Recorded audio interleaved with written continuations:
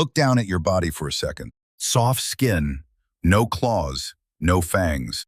You are slow, you are small, and you are loud.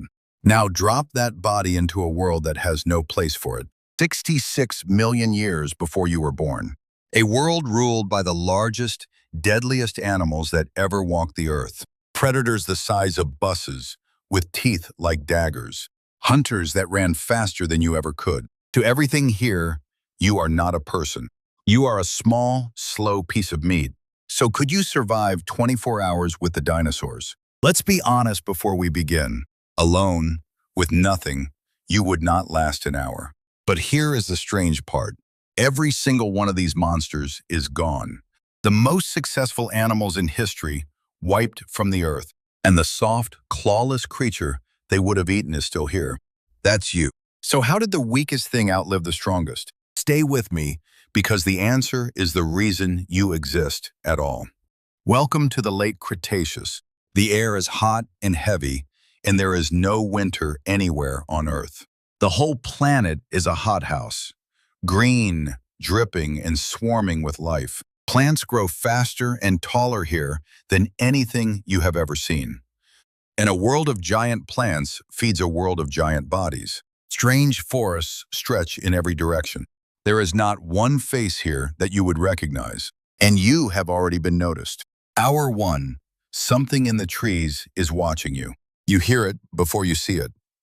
The ground shakes with each step. Then it walks out of the trees. Tyrannosaurus Rex, 40 feet of muscle, coming straight toward you.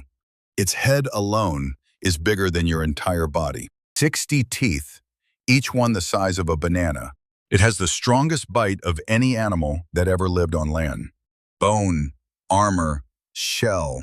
It bites through all of it like paper. And it does not even need to see you to find you. Its sense of smell is among the sharpest of any animal that ever lived.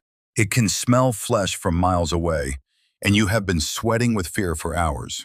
Its eyes face straight forward, like a hawk's, locking on and measuring the distance. This is no dumb movie monster.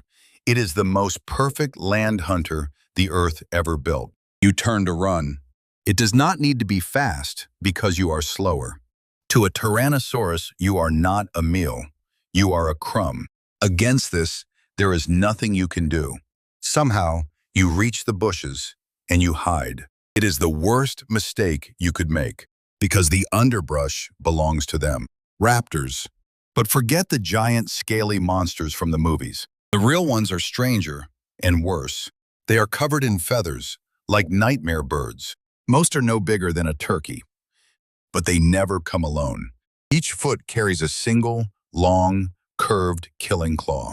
They are fast, they are clever, and they are already circling. They read each other with a glance, hunting as one mind. One darts in front to hold your eyes. The others close in from the sides. You were surrounded the moment you hid. You break free and run for the open plain.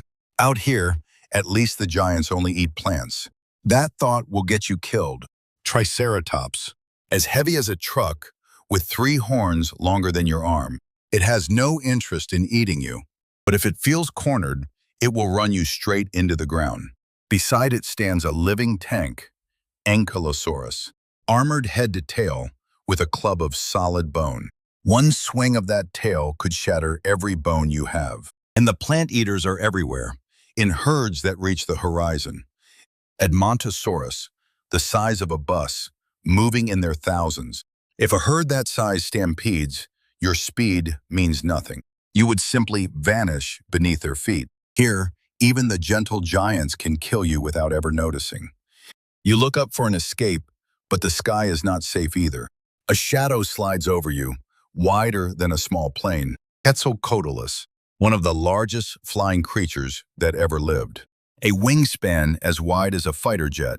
On the ground, it stands as tall as a giraffe. And it is big enough to hunt something your size. So you run for the water instead. Water usually means safety. Not here. Below the surface waits a mosasaur, a sea reptile longer than a school bus, all teeth and muscle. It bursts from the water without a sound. The land, the sky, and the sea all want you dead. Hour 12. The sun finally goes down. You have no fire, and even fire would not save you here. In the dark, the hunters hunt better than you ever could. You cannot see. They can. Every sound in the black could be your last. By now, the truth is sinking in. In the world of the Neanderthals, a clever human could survive. Fire, spears, a tribe, those were enough.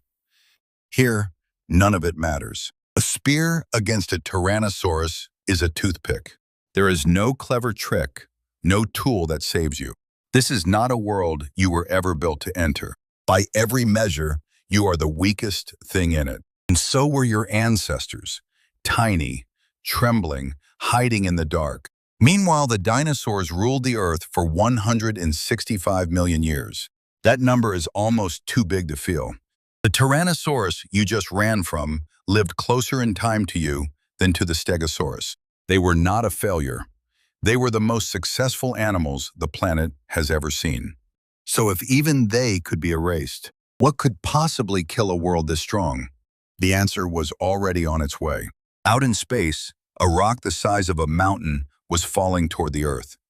10 kilometers wide, moving faster than a bullet. On an ordinary afternoon, it arrived.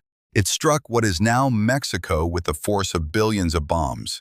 A crater nearly 120 miles wide was punched into the planet. The ground heaved, and walls of water swept around the world. A wave of fire rolled outward across the land. The heat alone set forests burning across entire continents. Rock thrown into the sky rained back down as glowing glass. Then the sky went black. The sun disappeared for years, and the world that had never known winter finally froze.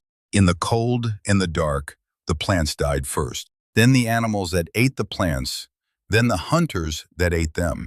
The mighty Tyrannosaurus starved in the blackness. The bigger and hungrier you were, the faster you died. The raptors, the herds, the rulers of the sky and sea, all gone. 3 out of every 4 kinds of life on Earth simply ended. The age of the dinosaurs was over, but not everything died. Down in the dirt, in the dark, something small was still breathing. A tiny, furry creature, no bigger than a mouse.